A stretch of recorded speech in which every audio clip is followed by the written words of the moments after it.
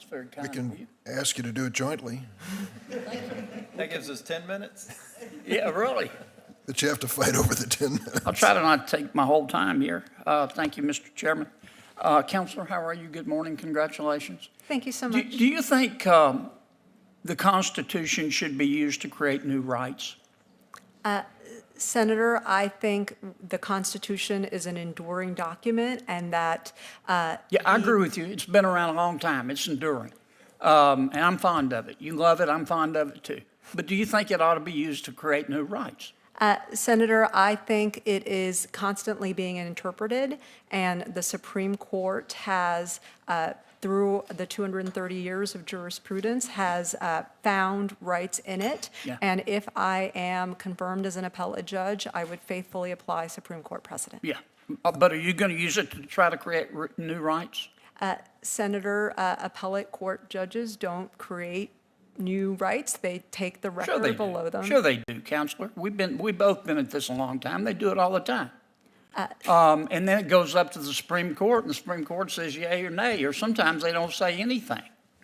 Let me ask you this. What barometer should we use to decide whether a federal judge ought to create a new right or the people's elected representatives through a Congress or a legislature? What's the standard you use there?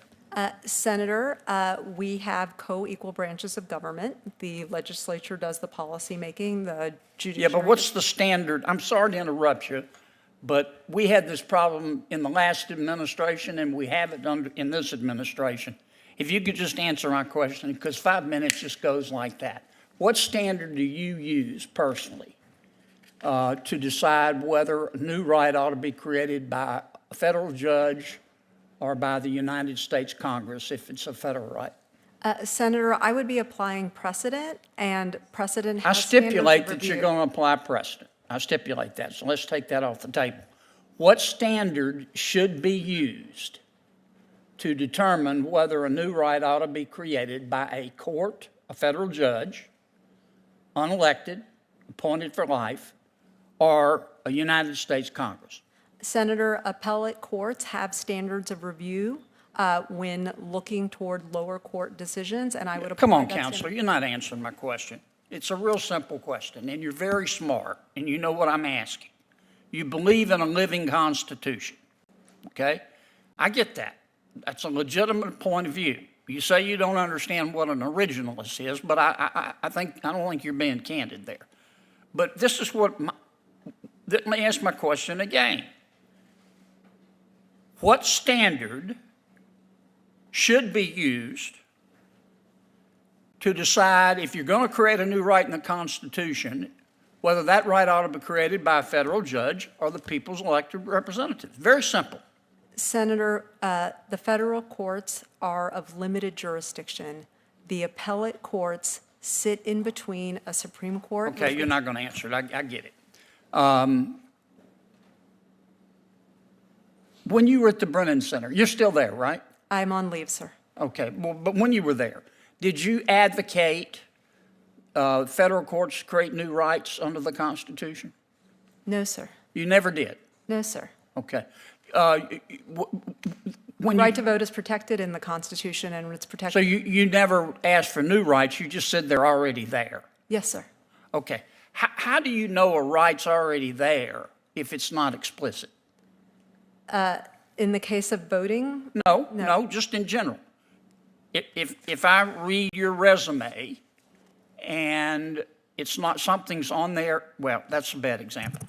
If you look at the Constitution and it doesn't, let's say reparations, okay? And it doesn't talk about reparations. How do you know whether a right should be granted if it's not there? That's what I understand you to be saying with the living Constitution. Senator, again, a case would not come before an appellate court unless parties presented an argument. I get that. I understand how a lawsuit's tried. Let me ask you again.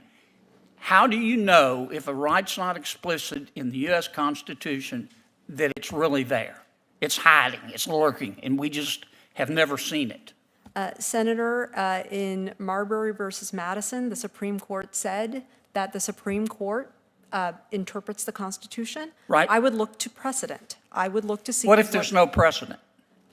There's always some precedent. See, here's my problem, Counselor. This is where I think you're headed. I think what you want to do on the federal bench is advance a social agenda and rewrite the Constitution every other Thursday to advance a social agenda that you can't get by the voters through their elected representatives. Senator. Now, that's a legitimate thing to be for. This is America. You can believe what you want, but you spent your whole career doing that. And it bothers me that you're not defending that here, that you're dodging my questions. Senator. You're not the only nominee who's done that. It happened under the prior administration. It must be something in the water at the White House. But I'd respect you a lot more if you just up front said it. Senator, I believe in the value of precedent. I think it makes our system. So do I, but better. that's got nothing to do with our discussion. We both know that. And I understand that you've been advised to say precedent, precedent, precedent. When in doubt, is it raining outside? Precedent. But it inhibits our ability to have a rational discussion. Thank you, Mr. Chairman.